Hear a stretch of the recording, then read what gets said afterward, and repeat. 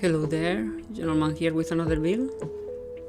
I wasn't expecting much about this one because I have played a lot of overpowered stuff lately, but it did surprise me at every single stage. It was overperforming compared to my expectations, so I'm super happy about this one. The build revolves around this skill, Residual Charge. It doesn't look like much because it's only like 2 shock damage, but if you use show tooltip formulas, you will see that it also scales from willpower and electromagnetic power. So this is not just 2 flat damage. Late game is around 7 flat damage for most of the characters, and for Jonah it reaches 9, maybe 10, depending on your equipment. So this is way better than it looks like initially. So if you pair this with Magical Mastery Cell of Power, this is like 6 maybe, and that one is 7, plus whatever magical damage you have on your staff or things like that. And after you have that initial flat damage, your magical power anywhere else in equipment, skills, and all that stuff boost that damage again. So staffs have initial low flat damage, but after all this magical boost, the staff skills are super strong. I was doing with this gear right here, I have 100% dodge chance, so I'm way more focused on the defense side of the spectrum, and I was dealing like 250 per hit, 3 hits per turn, so that's 750 damage. And if I go for full glass cannon, no dodge, lower amount of cooldown reduction, I can reach 900 damage per turn, more or less, give or take. Maybe more, even more if you try hard, start eating all the types of food, use drugs and whatever. It can. The point is, this damage here is not real because you need to hit 3 or 4 times the enemies before you can reach these numbers, but it doesn't matter. Like they die way before you can reach this damage, so that's why on this log I'm hitting the target dummy, not a NPC, because the NPC just dies. The monster dies on 2 hits, so I don't get to see the full potential of all the boost that these skill sets have. So you can do this with Jana for even more damage, because you get 3 to 4 extra flat damage thanks to the blessing, and your passive with the electromagnetic books. But honestly, damage is not a factor anymore because you one shot everything. So I went for heal up, because with heal up you can get a similar amount of damage, a bit less, because instead of electromagnetic power that boosted the flat damage, you get magic power that boosts after the fact. So it's a bit less powerful, magical power instead of electromagnetic power, but it's not by much. And if you, with your blessing, you also have more magical power and more weapon damage. So at the end of the day, if you are on a killing spree inside a dungeon, it's not much less damage. It's like what, 10 to 20 less damage on the skill, so it's not the end of the war. because you are doing damage in the hundreds. So as you can see with the bone charm, you can get not only magical power but 10% dodge and 10% cooldown duration. Now late game, you can reach these 25% cooldown durations without this, just by equipment, or like I'm doing here, get to 100% dodge.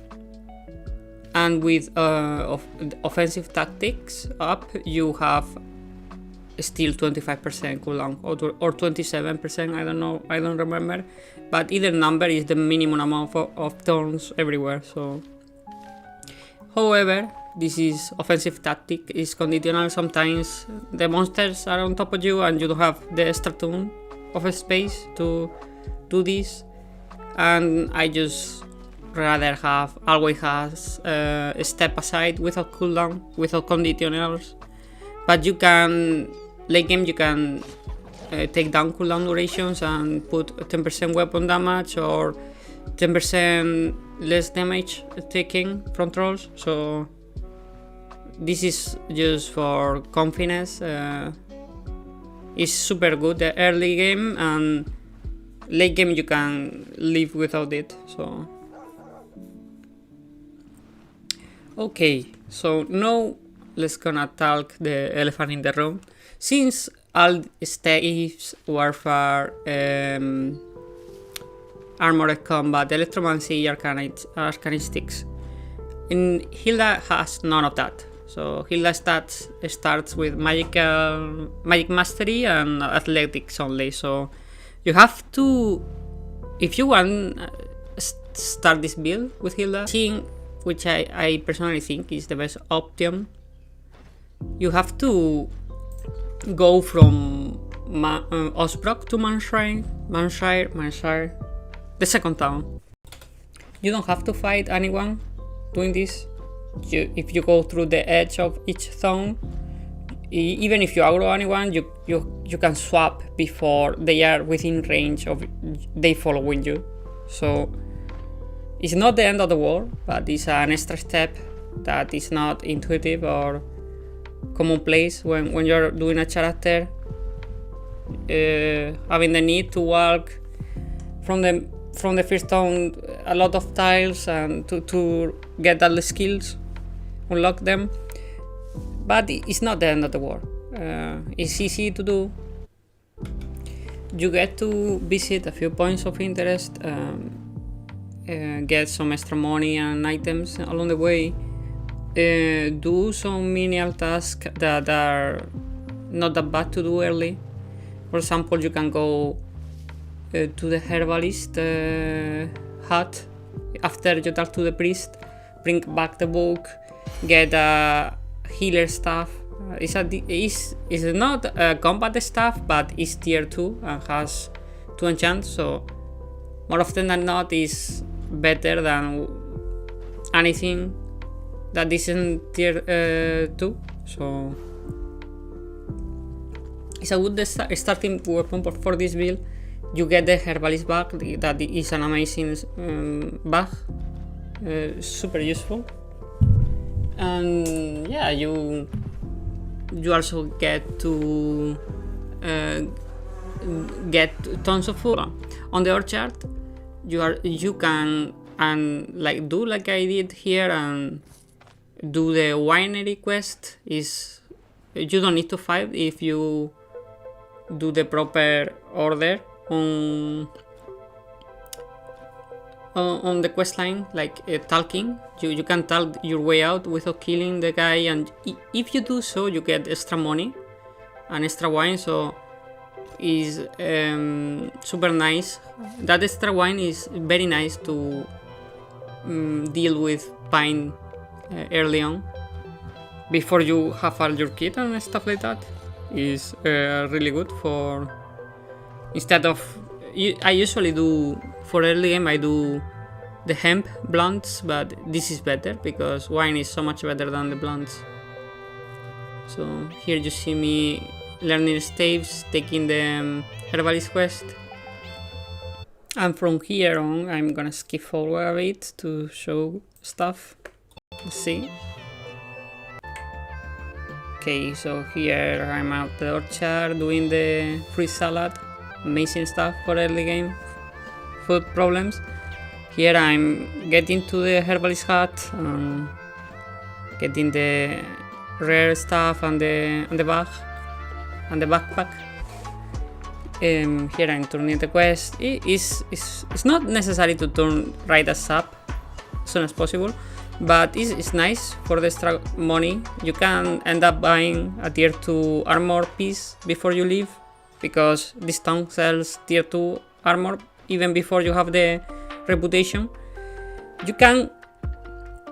This is the quest, the winery quest. You first talk to this guy, then you talk to the girlfriend.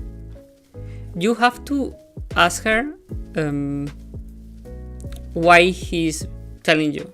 If you go without asking her why he's talking to you, you will have less options to talk to him. So you need to exhaust conversations with her and him before you can bring him back. And if you bring him back, you don't need to fight, and you get more money and the wine.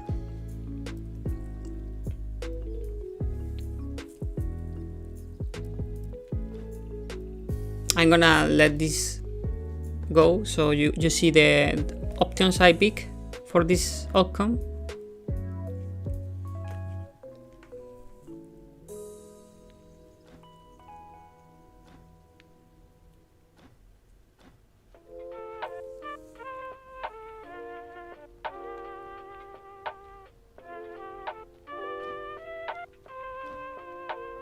And here you have it. No, you don't fight and you get more money on the wine. So after this, I already have like 3 or 4 levels, because you discover and you 3 levels, yeah. So along the way you can start killing bandits if you want, or just go straight to Osbrock and do your whole usual setup again with an extra level and a few extra items. Here I start with tier 2 boots, a magic staff and an extra level, so this is so much easier than normal.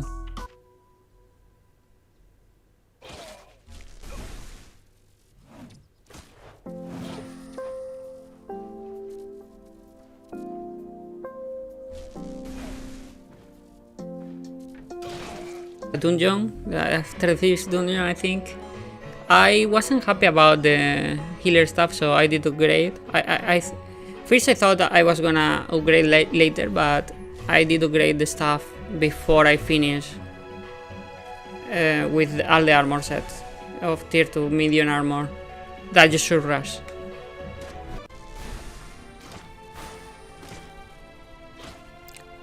Like most builds, you can do some work using line of sight and narrow corridors whenever you can.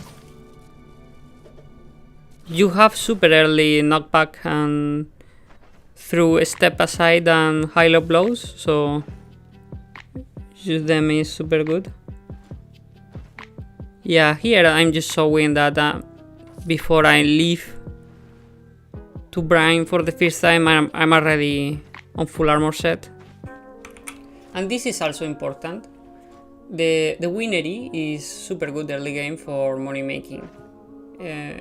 On the Golden Grain or whatever, the fancy tavern, they buy wine for 500 coins, maybe more, depending on the event. So it is nice to go just to get some extra money through the cart. You don't need to use the caravan and uproad, wait for the cooldowns before you have all the upgrades. This is so much better. You just go to your chauffeur guy, the old or whatever, the cart guy. Yeah, 518 gold there. You can also steal some valuables on your way out. So whenever I did finish a dungeon in the second city, I was going to check vendors and sell commodities all the time in between runs. I forgot to say this earlier. I always turn the quest on the officials, the well-dressed people, because those up your reputation with bring the most, and most of the items you need on this build you can buy a bring. Like on the potion shop you get all the stuffs, all the cloth armor, the chest piece also come from the elf, so the elf shop at the north entrance. So yeah, most of your equipment, the jeweler is gonna sell you super nice trinkets and everything with this build, without unlocking all the extra vendors and anything. So yeah. So whenever you get a promotion on reputation of bring, you should go there with doing the winery run with the wine. Here I'm just showing a big misplay I did. I did a step aside and hit Leif, and he was very mad at me. I had to redo this, so I thought it funny. It's just funny to me that this bastard doesn't do anything on the fight, but if I hit him, somehow he's annoyed at me and he's doing way more than them. So I was thinking, was I even needed to save you, fucker?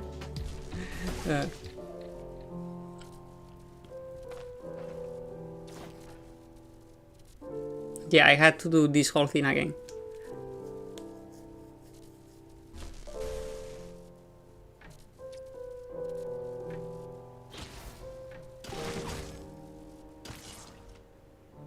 Bastard.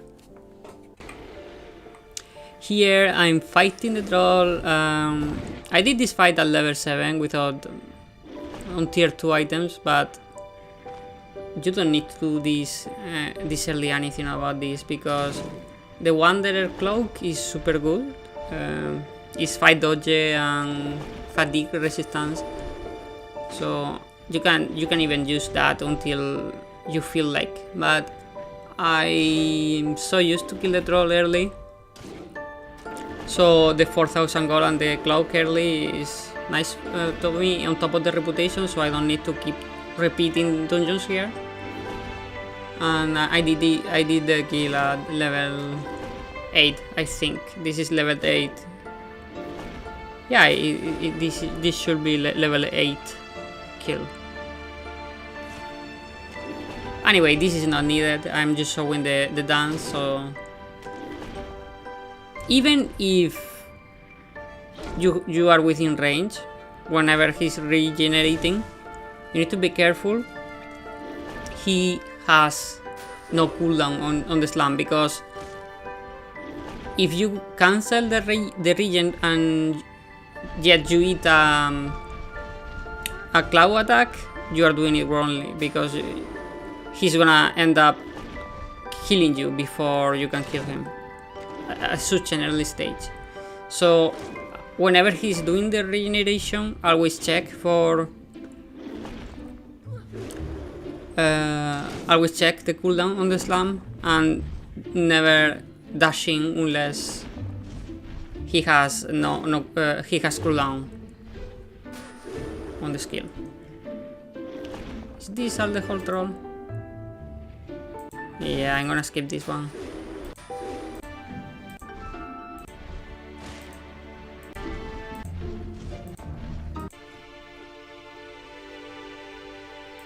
Yep, it was the whole troll fight. Okay, here I think I did skip quite a bit here, but it's okay. So here you see my previous stuff, tier 3 stuff, and the tier 4 stuff. So by level 11 or 12, you can come to this shop to buy The sorcerer stuff is 12 crushing, 1 frost, 1 fire, 1 arcane.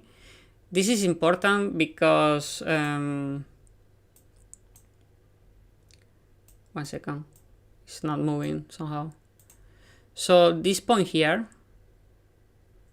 can I hover? It's okay, whatever. You know the point.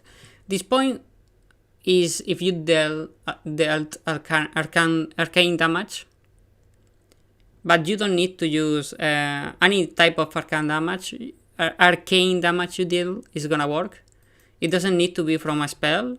It can be the stuff, and as a single hail of blows get these to maximum stacks. So it's super good. So you can get the tier 3 weapon earlier, but I usually wait for level 13, 14.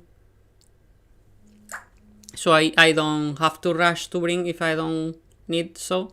And the pilgrim stuff or whatever you're using from tier 2 battle stuff is gonna do about the same damage.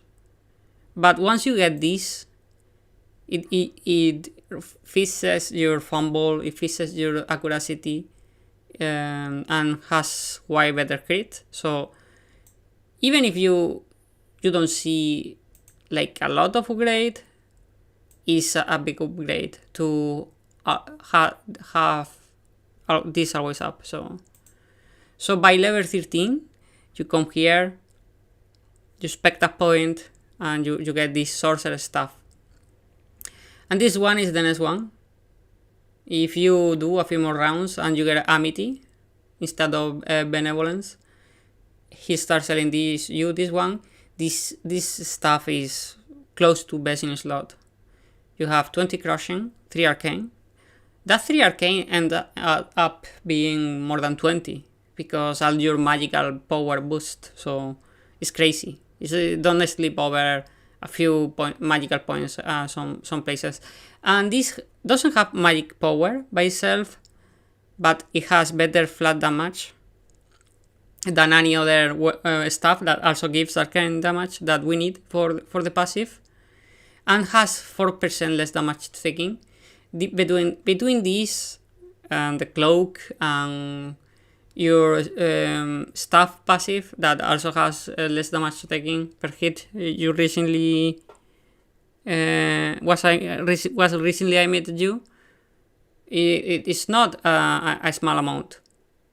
If you get the tapestry that gives the weapon damage and less damage taking, or if you're permadeath, you can go for the pure point, whatever the name. The light armor, there's two, a northern garment, a pure point or whatever. They both have dodge and less damage taking. So if I were to be playing this build on permadeath, I will skip a lot of magic power and just build defense because damage is already overkill. So it's better to go for less damage taking everywhere if you are playing permadeath.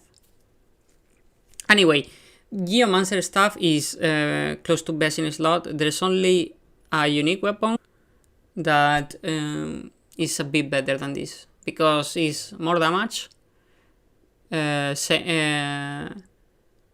same life leech because you don't need enchant, is built in, and on top of that you have magic power on top. So yeah, but that's a tier 5 unique weapon, so it's not common. This is super common. You just go here and he always has this stuff by the time you reach amity with the guy. After you buy your sorcerer stuff, you can and should start killing boars and wolves. The wolves are not really needed, but they're good to do. And after you get your Geomancer stuff, you should start killing harpies and mooses. The one that gives the magical damage. Before you get your Geomancer, you don't need to. This is what way earlier into the game. Before you get your Geomancer stuff, you don't need to kill the moose that hard because you're still getting up your flat magical damage, so it's not gonna give you that much extra to have the moose on the enchant yet. So, but after you get this stuff, you are close to 16, maybe more than 16. You are getting close to maxing willpower. You have more flat arcane here, so you should start thinking about finishing the moose and stuff like that. And the harpies. For the harpies, I will show right after how to kill them. By the way, bees. I was looking for footage of me killing moose, but somehow I might have deleted some parts because I thought I had everything recorded, but somehow I'm missing the moose kills early. I have a few moose kills, but it's super late when I'm maximum level and I'm stomping them on maximum gear. So when you're killing moose early, you need at least 2 bear traps, maybe 3 traps if possible, minimum 2, and maybe 1 or 2 nets. So to kill the moose, you lay a few bear traps, wait for the moose to hit, then you net him, you seal power, you jolt, and then you step aside and barrage with your full burst ready.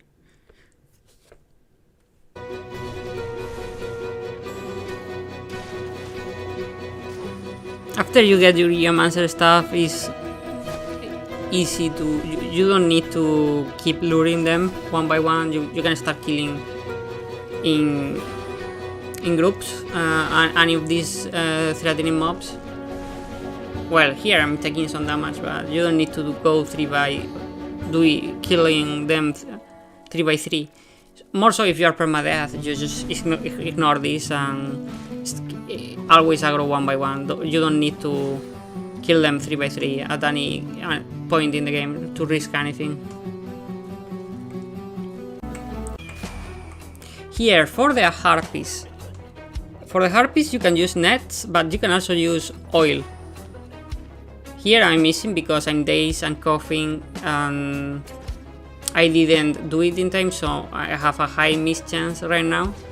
But it doesn't matter because I came ready with lots of oil. The moment he's oiled, I can start doing damage and he's not gonna run, he's gonna be shit. Yeah. Here, if you read everything, you see that whenever he's covered in oil, they can run. This was just a normal run, there's nothing special here, but I wanted to show that the staff 3 is not just high-low blows being super absurd. Staff 3 is step aside and peacemaker most of the time, and you rarely need to use high-low blows. Here you have to think, whenever you're using high-low blows, you need to know where you are gonna land after you target an enemy.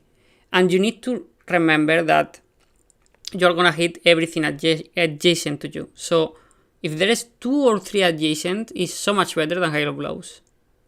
Because you do so much damage that it's so much better to split than to do everything to a single one. And yeah, it might leave you on a vulnerable position, but it rarely happens because you also knockback, so they lose the turn. They have to spend a turn. Either they get dashed because they are close to a wall, or stun completely, or they lose the turn and they have to go back to you. So here they all 3 get knocked up. They choose to go forward again to me, and I have Peacemaker, and I can land another adjacent hit. So some people have trouble here. on stuff like that. Like they resurrect that guy, that they put the on the altar the relic, and suddenly they get surrounded and they have trouble killing them all. As you can see here, your area damage is through the roof because you have Hail of Blows and Peacemaker, and I just killed them both, and the cooldowns are up again. The cooldowns are already there because my cooldown is super low. Whenever I crit, it goes lower. Whenever I do a step aside, it lowers 2 turns everywhere. So the cooldown is non-existent and is super good. So Hail of Blows is super a lot of damage, but when you are doing dungeons, you should be prioritizing doing peacemaking and stepping aside. Here I'm just showing how much the enemies end up fearing you, because if you show fears, their will to fight is much lower, and based of the overkill damage they get them in fear.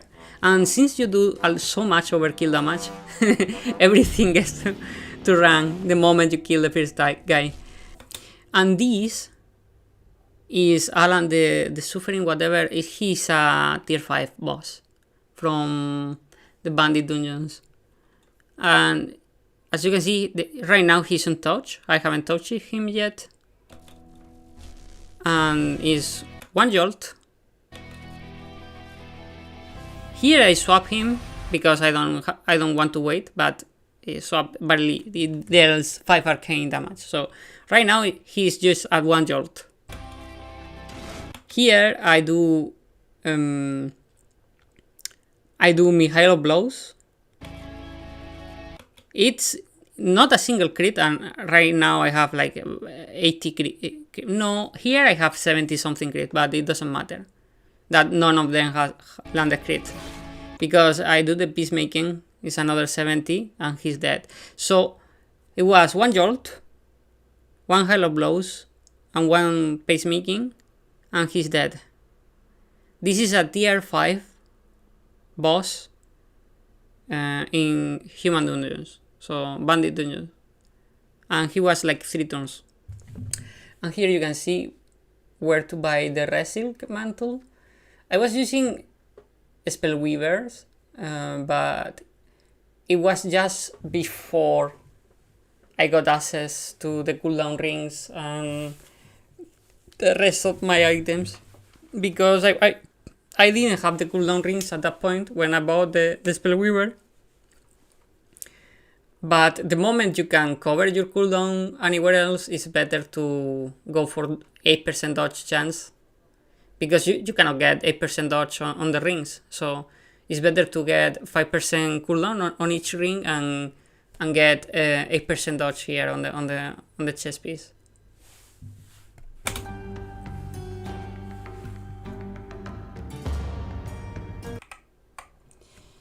And that's it.